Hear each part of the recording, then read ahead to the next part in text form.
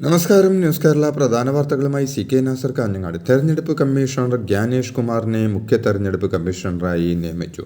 Selection committee യോഗത്തിൽ പ്രതിപക്ഷ നേതാവ് രാഹുൽ ഗാന്ധിയുടെ വിയോജിപ്പ് തള്ളിയാണ് നിയമനം. നിലവിലെ മുഖ്യ തെരഞ്ഞെടുപ്പ് കമ്മീഷണർ രാജീവ് കുമാർ ഇന്ന് സ്ഥാനമൊഴിയുന്ന സാഹചര്യത്തിലാണ് നിയമനം. 1988 ബാച്ച് കേരള കേഡർ IAS ഉദ്യോഗസ്ഥനാണ് ജ്ഞാനേഷ് കുമാർ. പ്രധാനമന്ത്രി, ലോക്സഭാ പ്രതിപക്ഷ നേതാവ്, ആഭ്യന്തരമന്ത്രി എന്നിവരടങ്ങുന്ന സെലക്ഷൻ കമ്മിറ്റിയാണ് തീരുമാനമെടുക്കേണ്ടത്. സെലക്ഷൻ കമ്മിറ്റിയിൽ നിന്ന് ചീഫ് ജസ്റ്റിസിനെ കേന്ദ്രം ഒഴിവാക്കിയത് നേരത്തെ വലിയ വിവാദങ്ങൾക്ക് വഴിവെച്ചിരുന്നു. വയനാടിനുള്ള കേന്ദ്രത്തിന്റെ വായ്പാ ഉപാധി മറികടക്കാൻ നടപടിയുമായി സർക്കാർ. ഭൂമി ഏറ്റെടുക്കാനുള്ള റവന്യൂ വകുപ്പ് നടപടി അവസാന ഘട്ടത്തിലാണ്. വില നിർണ്ണയം പൂർത്തിയാക്കി ഈ മാസം തന്നെ ഭൂമി ഏറ്റെടുത്ത് ഉത്തരവിറക്കും. ഗുണഭോക്താക്കളുടെ ആദ്യഘട്ട പട്ടികയിൽ തീരുമാനമാക്കി മാർച്ചിൽ ടൗൺഷിപ്പിന് തറക്കല്ലിടാനാണ് സർക്കാർ നീക്കം. പുനരധിവാസത്തിന് തയ്യാറാക്കുന്ന ടൗൺഷിപ്പിനോട് ചേർന്ന് പൊതുഗതാഗത സൗകര്യത്തിനും പൊതു കെട്ടിടങ്ങൾക്കും അടക്കം 16 പദ്ധതികൾക്കാണ് കേന്ദ്രം വായ്പ അനുവദിച്ചിട്ടുള്ളത്. കേന്ദ്ര വായ്പാ വിനിയോഗ നടപടികൾ വിലയിരുത്താൻ വൈകിട്ട് മുഖ്യമന്ത്രി ഉന്നതതല യോഗം വിളിച്ചു.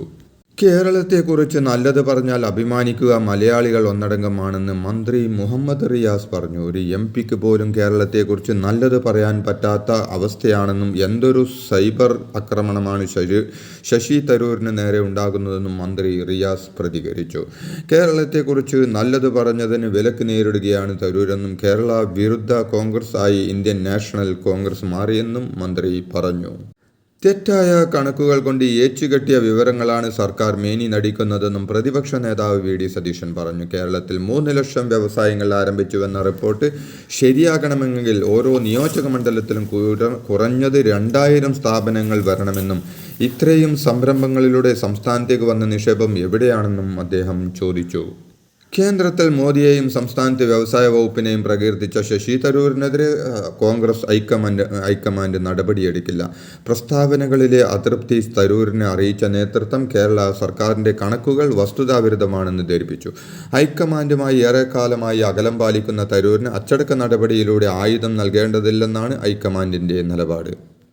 ശശി തരൂരിൻ്റെ ലേഖനം സ്വാഗതം ചെയ്ത CPM നേതാക്കളെ പരിഹസിച്ച് മാത്യു കുഴൽനാടൻ. തരൂർ വലിയ വിപ്ലവകാരിയാണെന്നും തരൂരിൻ്റെ ലേഖനം കേരളം ചർച്ച ചെയ്യണമെന്നുവരെ CPM പറഞ്ഞുവെന്നും ഒരു രാഷ്ട്രീയ വിദ്യാർത്ഥി എന്ന നിലയിൽ അതിനെ സ്വാഗതം ചെയ്യുന്നുവെന്നും മാത്യു കുഴൽനാടൻ പറഞ്ഞു. എന്നാൽ ലേഖനത്തിലെ ഏറ്റവും പ്രധാനപ്പെട്ട പൊളിറ്റിക്കൽ സ്റ്റേറ്റ്മെൻറ്റ് കാണാതെ പോകരുതെന്നും അദ്ദേഹം പറഞ്ഞു. ശശി തരൂർ രാഷ്ട്രീയം നോക്കി അഭിപ്രായം പറയുന്ന ആളല്ലെന്ന് വെള്ളാപ്പള്ളി നടേശൻ. ഉള്ള സത്യം അദ്ദേഹത്തിൻ്റെ അറിവിൻ്റെ അടിസ്ഥാനത്തിൽ പറഞ്ഞതാണെന്നും അത് ഇത്ര വലിയ ചർച്ചയാക്കേണ്ട കാര്യമില്ലെന്നും വെള്ളാപ്പള്ളി പറഞ്ഞു. അദ്ദേഹത്തെ കൊല്ലാൻ കൊടുവാളുമായി കോൺഗ്രസ്സുകാരെല്ലാം ഇറങ്ങിയിരിക്കുന്നുവെന്നും അദ്ദേഹം പറഞ്ഞത് തെറ്റാണെങ്കിൽ അത് മറ്റുള്ളവർ തെളിയിക്കട്ടെ എന്നും വെള്ളാപ്പള്ളി പറഞ്ഞു. ഭരണപക്ഷം എന്ത് നല്ലത് ചെയ്താലും അതിനെ എതിർക്കുക എന്നത് പ്രതിപക്ഷത്തിൻ്റെ സ്വാഭാവിക ശൈലിയാണ്. പക്ഷേ നല്ലത് ചെയ്താൽ നല്ലതെന്ന് പറയണം. അതാണ് പരിഷ്കൃത സംസ്കാരമെന്നും അദ്ദേഹം വ്യക്തമാക്കി. പാർട്ടി നയം തള്ളി എല്ലാ കാര്യത്തിലും നേതാക്കൾക്ക് വ്യക്തിപരമായ അഭിപ്രായം പറയാനാകില്ലെന്നും തരൂർ പാർട്ടിക്ക് വിധേയനാകണമെന്നും KR മുരളീധരൻ പറഞ്ഞു. തരൂർ അച്ചടക്ക ലംഘനമാണെന്നും ഇക്കാര്യത്തിൽ ഹൈക്കമാൻഡ് തീരുമാനമെടുക്കണമെന്നും 4 തവണ ജയിപ്പിച്ച പാവപ്പെട്ട പാർട്ടി പ്രവർത്തകരെ തരൂർ മറന്നുവെന്നും മുരളീധരൻ വിമർശിച്ചു.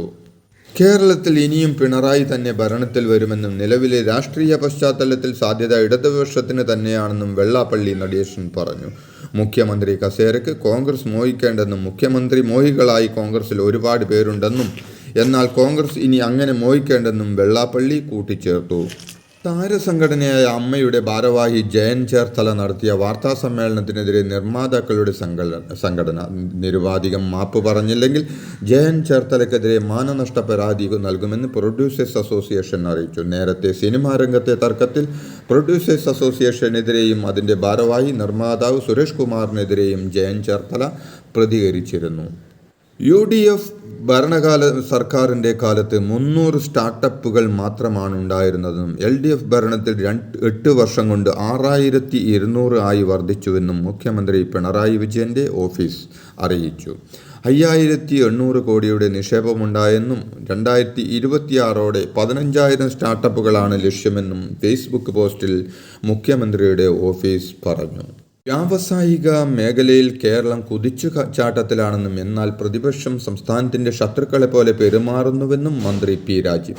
22,125 കോടിയുടെ നിക്ഷേപം സംസ്ഥാനത്തുണ്ടായെന്നും 3,44,848 പുതിയ സംരംഭങ്ങൾ ആരംഭിച്ചുവെന്നും 7,31,264 പേർക്ക് തൊഴിൽ നൽകിയെന്നും ഈ വസ്തുത ആർക്ക് വേണമെങ്കിലും വ്യവസായ വകുപ്പ് വെബ്സൈറ്റിൽ പരിശോധിക്കാമെന്നും മന്ത്രി കൂട്ടിച്ചേർത്തു. പ്രതിപക്ഷം വികസനം മുടക്കികളെന്ന് എക്സൈസ് മന്ത്രി MP രാജേഷ് പറഞ്ഞു. നാടിന് ഗുണമുള്ള കാര്യത്തിൽ നിന്ന് പിന്തിരിയില്ലെന്ന് പറഞ്ഞ മന്ത്രി മദ്യക്കമ്പനി അനുമതിയിൽ പ്രതിപക്ഷത്തെ സംവാദത്തിന് വെല്ലുവിളിച്ചു. മദ്യക്കമ്പനി വരുമ്പോൾ നിരവധി പേർക്ക് ജോലി ലഭിക്കുമെന്നും എലപ്പുള്ളിയിൽ CPMന്റെ രാഷ്ട്രീയ വിശദീകരണ പൊതുയോഗത്തിൽ പ്രസംഗിക്കാനെത്തിയ മന്ത്രി കൂട്ടിച്ചേർത്തു. ക്ഷേത്രത്തിൽ വസ്ത്രം ധരിച്ച് കയറാമെന്ന തീരുമാനം സർക്കാർ സധൈര്യം എടുക്കണമെന്നും അതിന് തന്ത്രിമാരുടെ അനുവാദം കാത്തിരിക്കരുതെന്നും ഉടുപ്പഴിച്ചേ പോകാവൂ എന്ന് നിർബന്ധം പിടിക്കുന്ന ക്ഷേത്രങ്ങളിൽ പോകേണ്ടെന്നും ശ്രീനാരായണ ധർമ്മസംഘം ട്രസ്റ്റ് പ്രസിഡന്റ് സച്ചിദാനന്ദ സ്വാമികൾ പറഞ്ഞു. ക്ഷേത്രത്തിൽ ആനകളെ എഴുന്നള്ളിക്കരുതെന്നും വെടിക്കെട്ട് വേണ്ടെന്നുമാണ് ശ്രീനാരായണ ഗുരു പറഞ്ഞതെന്നും അദ്ദേഹം പറഞ്ഞു. സ്വാമി വ്യക്തമാക്കി. ഡാമുകളിലൂടെയുള്ള സീപ്ലെയിൻ സാധ്യതയിൽ ആദ്യ പരിഗണന മലമ്പുഴക്കെന്ന് മന്ത്രി PA മുഹമ്മദ് റിയാസ്. ഈ സാധ്യത ഫലപ്രദമായി നടത്താൻ സാധിച്ചാൽ പ്രദേശത്ത് വലിയ മാറ്റമുണ്ടാകുമെന്നും അദ്ദേഹം പറഞ്ഞു. മലമ്പുഴയിൽ ആരംഭിച്ച കേരളത്തിലെ ആദ്യത്തെ ഇൻ്റർഗ്രേറ്റഡ് കാരവൻ പാർക്കിൻ്റെ ഉദ്ഘാടനം നിർവഹിച്ച് സംസാരിക്കുകയായിരുന്നു മന്ത്രി.